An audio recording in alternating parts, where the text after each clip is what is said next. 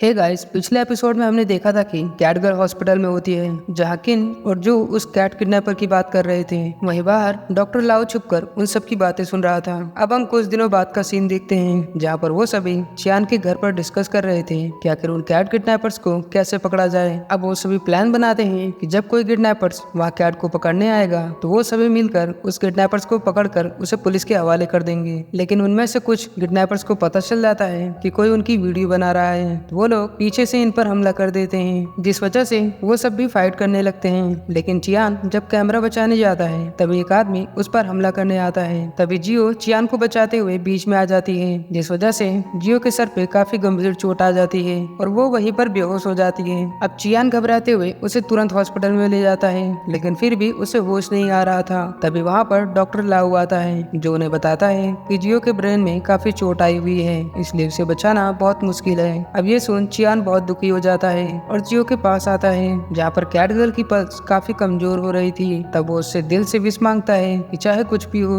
लेकिन वो पहले की तरह ठीक हो जाए। तभी सब कुछ ब्लैंक हो जाता है और हम अगले सीन में देखते हैं कि जियो एक पार्क में लेटी है। जब उसे होश आता है तो वो देखती है कि उसके आसपास कुछ बच्चे खेल रहे थे। अब वो थोड़ा कंफ्यूज हो जाती है कि आखिर वो यहाँ कैसे आई। फिर वो चियान के घर की ओर जाती है, जहाँ रास्ते में उसे मिंग मिलती है, तो वो उससे बातें करने लगती है। लेकिन अजीब बात यह है कि मिंग उसे पहचानने से मना कर देती है और उससे पूछती है कि आखिर तुम कौन हो और मुझे कैसे जानती हो। अब इससे कैट गर्ल और भी कंफ्यूज हो जाती है। फिर वो चियान के पास जाती है, लेकिन चियान भी उसे पहचानने से मना कर देता है। जी उसे बताती है कि वो उसकी गर्लफ्रेंड है, लेकिन चियान कहता है कि मेरी कोई गर्लफ्रेंड नहीं है और उसे कोई पागल लड़की समझ के वहाँ से जाने को कहता है। वहीं पास के कस्टमर भी उसके बारे में गलत बोलने लगते हैं। अब इससे जियो काफी ज्यादा दुखी हो जाती है और वहाँ से चली जाती है। फिर वो अंकल फू से मिलने आती है, जहाँ अंकल फू उसे बताते हैं कि जब तुम हॉस्पिटल में मरने वाली थी तब चियान ने तुमसे एक विश मांगी थी कि तुम ठीक हो जाओ, इसलिए तुम्हारा यहाँ रहने का मोटिव अब पूरा हो गया है और अब तुम मेओ प्लैनेट वापस जा सकती हो। लेकिन रूल के हिसाब से जब किसी इंसान की विश पूरी होती है तो वो मेओ प्लैनेट से जुड़ी चीजों के बारे में भूल जाता है, इसलिए वो सभी लोग तुम्हारे और तुमसे जुड़ी हर चीज के बारे में भूल चुके हैं। अब ये सुन जियो काफी परेशान हो जाती है और वो कहती है कि फिर भी मैं चियान को याद दिला के रहूंगी कि मैं कौन हूँ। तो अंकल फू उसे डांटते हैं कि आज तक ऐसा कभी नहीं हुआ है, इसलिए तुम्हें रूल्स फॉलो करना चाहिए और मेओ प्लैनेट वापस चले जाना चाहिए। लेकिन कैट गर्ल उनकी बात नहीं मानती। अब अगले दिन जियो चियान के बुक स्टोर में जाती है, जिसे देख चियान घबरा जाता है कि ये फिर से स्टोर में क्यों आ गई। तो कैट गर्ल कहती है क्या तुम्हें कोई असिस्टेंट चाहिए। तो चियान मना कर देता है कि उसे कोई असिस्टेंट नहीं चाहिए और उसे कहता है कि तुम मेरे पीछे क्यों पड़ी हो, आखिर तुम्हें चाहिए क्या। तो जियो कहती है मैं तुम्हारी गर्लफ्रेंड हूँ, लेकिन तुम मेरे बारे में भूल चुके हो, इसलिए तुम्हें याद नहीं है। फिर वो उसके डेली रूटीन के बारे में बताती है कि उसे क्या पसंद है और उसकी फेवरेट बुक कौन सी है और भी काफी कुछ उसके बारे में बताने लगती है, जिसे सुन चियान सरप्राइज होता है कि इसे मेरे बारे में इतना सब कैसे पता। तभी वहाँ पर एक कस्टमर आता है जो एक बुक मांगता है, तो कैट गर्ल उसे बुक निकाल कर दे देती है। अब ये देख चियान हैरान होता है कि इसे कैसे पता कि ये बुक यहाँ पर रखी हुई है, लेकिन फिर भी वो जियो को वहाँ से चले जाने को कहता है। अब नेक्स्ट डे जब चियान बुक स्टोर खोलता है तब कैट गर्ल फिर से वहाँ आ जाती है। जब वो उसे जाने के लिए कहता है तो वो कहती है कि मैं एक कस्टमर हूँ और अंदर आकर एक बुक पढ़ने लगती है। अब थोड़ी देर बाद वहाँ एक आदमी आता है जो कि बोल नहीं सकता था। तब वो कुछ बुक्स मांगता है तो जियो उसे बुक्स निकाल कर देती है। अब जैसे ही वो आदमी बुक लेकर चला जाता है तब कैट गर्ल देखती है कि उसका वॉलेट वहीं पर छूट गया था, तो वो वॉलेट लेकर वहाँ से भागने लगती है। तो चियान को लगता है कि वो उस आदमी का वॉलेट चुरा रही है, इसलिए वो उसके पीछे भागने लगता है। लेकिन आगे जाकर जियो उस आदमी को उसका वॉलेट दे देती है, जिससे खुश होकर वो आदमी उन दोनों को लंच के लिए इनवाइट करता है। अब उनके मना करने के बाद भी वो आदमी नहीं मानता और उन्हें लंच के लिए अपने रेस्टोरेंट ले आता है। अब यहाँ पर चियान और जियो काफी बातें करते हैं, जिससे चियान को रियलाइज होता है कि ये कोई पागल लड़की नहीं है। अब शाम को वो दोनों एक सी के किनारे आते हैं, जहाँ जियो एक कहानी के तौर पे उसे अपनी सारी बात बताती है। वही चियान को भी लगता है कि शायद वो उसे जानता है पर उसे याद नहीं आ रहा। अब ऐसे ही एक दिन जियो चियान को कहीं घूमने के लिए इनवाइट करती है, तो चियान उसके साथ चलने को मान जाता है। अब वो दोनों काफी एंजॉय करते हैं, लेकिन तभी अचानक से जियो को चक्कर आने लगता है और उसकी तबीयत बिगड़ने लगती है। तभी वहाँ पर अंकल फू आते हैं, जो बताते हैं कि मैं जियो को जानता हूँ, वो म्याओ प्लेनेट से है और क्योंकि तुम्हारी विश पूरी हो गई इसलिए अब उसका यहाँ रुकने का मोटिव पूरा हो गया, इसलिए अब वो यहाँ इंसान बन के लंबे समय तक नहीं रह सकती। तो चियान पूछता है कि अगर वो यहाँ रही तो क्या होगा। तो फू कहता है कि अगर वो फिर भी यहाँ रुकी तो वो मर जाएगी। तभी जियो को भी होश आ जाता है तो अंकल फू उसे जबरदस्ती म्याओ प्लैनेट ले जाने लगते हैं, लेकिन जियो यहाँ से नहीं जाना चाहती थी। तभी चियान जियो को रोकता है और उसकी निशानी के तौर पे उससे वही बुक मार्क मांगता है जिसे जियो उसे पहले दे रही थी, लेकिन उसने नहीं लिया था। तो जियो उसे वो बुक मार्क देती है। अब चियान के बुक मार्क लेते ही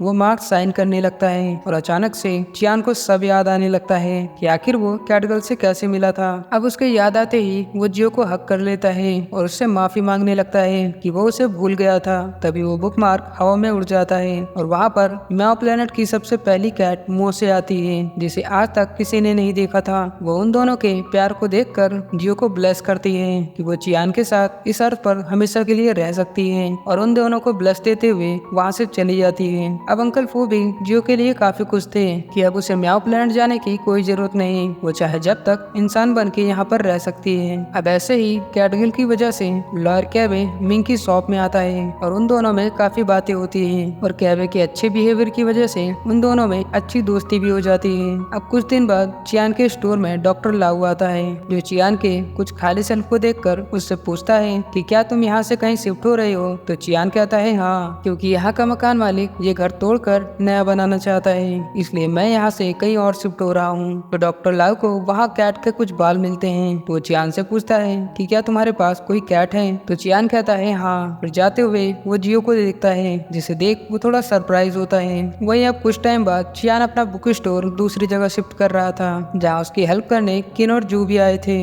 अब इस बार फिर से डॉक्टर लाऊ उसके शॉप में आता है जहाँ वो फिर से कैट को ढूंढ रहा था। फिर वो चियान को एक प्रेजेंट गिफ्ट करता है जो कि एक व्हाइट कैट का स्टैचू होता है। अब लाऊ के जाने के बाद जियो इंसान बन के वहाँ आती है जो उस स्टैचू को देखकर उदास हो जाती है क्योंकि वो कैट का स्टैचू उसकी बड़ी बहन की तरह दिख रहा था। अब शाम को जब चियान और जियो बाहर घूमते हुए जब घर की ओर आ रहे थे तब उन्हें एक छोटी बच्ची मिलती है जो उनसे कहती है कि उसकी कैट नहीं मिल रही, वो कहीं गुम हो गई है। तो चियान कहता है तुम घर जाओ, हम तुम्हारी कैट को ढूंढ कर ले आएंगे। अब वो दोनों पार्क में आते हैं जहाँ कैटगर्ल को कैट फूड में नशे की स्मेल आ रही थी और साथ ही उसे उसमें डॉक्टर लाऊ की भी स्मेल आ रही थी। जब वो चियान को ये बात बताती है तो चियान कहता है कि डॉक्टर लाऊ आज यहाँ से गुजरा होगा इसलिए उसकी स्मेल इसमें आ रही है, लेकिन जियो कहती है ये नशीला फूड लाऊ ने ही डाला है और जब मैं हॉस्पिटल में थी तब भी मैंने उसे कैट किडनैपर को पैसे देते हुए देखा था। लेकिन चियान को उसकी बात पर विश्वास नहीं होता और वो उससे कहता है कि वो एक डॉक्टर है, आखिर वो ऐसा क्यों करेगा भला, और वो जियो को काफी समझाता है। अगले सीन में चियान नई जगह पर शिफ्ट होने के बाद सभी दोस्तों को डिनर के लिए इनवाइट करता है जहाँ पर किन के साथ जू और कैबे और साथ में मिंग भी आई थी। तभी कैटगर्ल जू को धमकाती है कि वो किन का ख्याल रखे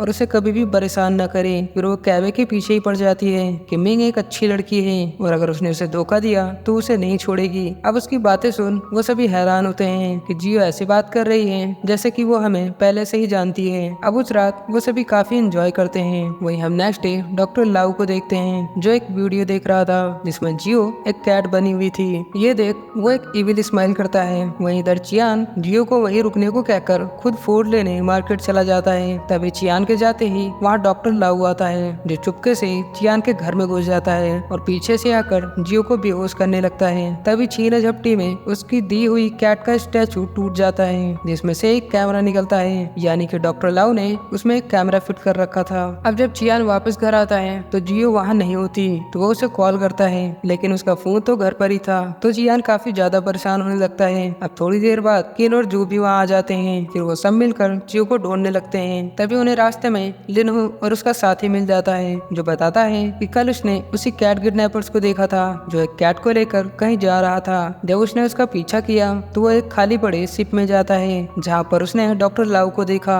जो उसी आदमी का इंतजार कर रहा था। अब ये सुनते ही वो सब उस शिप की लोकेशन पे जाते हैं। वहीं इधर हम लाऊ को देखते हैं जिसे पता चल गया था कि जियो म्याओ प्लैनेट से है। अब वो जियो पर एक्सपेरिमेंट करने की तैयारी कर रहा था। वहीं इधर शिप में वो चारों भी आ पहुंचे थे जहाँ वो सब जियो को ढूंढ रहे होते हैं, लेकिन लाऊ उन्हें आता हुआ कैमरे में देख लेता है। अब जैसे ही चियान एक शिप के कमरे में एंटर करता है तो लाऊ वो डोर लॉक कर देता है और पीछे से आके चियान पर हमला कर देता है जिससे चियान बेहोश हो जाता है। अब जब उसे होश आता है तो लाऊ उसे मारता हुआ बताता है कि उसे म्याओ प्लैनेट के बारे में पहले से ही पता था और मैंने ही स्कूल में उस व्हाइट कैट को मारा था, यानी जियो की बड़ी बहन को, और सारा इल्जाम तुम पर डाल दिया। अब ये सुनते ही चियान उस पर हमला करता है लेकिन उसके हाथ बंधे होने की वजह से वो कुछ भी नहीं कर पाता। लाउ उसे एक ऑफर देता है कि वो जियो से कहे कि वो उसे मैव प्लेनेट ले जाए वरना मैं उसे मार दूंगा। लेकिन जब चियान मना करता है तो लाउ जियो को मारने जाता है। तभी कैट बनकर वहाँ पर लिनु आ जाता है और लाउ को रोक लेता है। फिर वो इंसान बनते हुए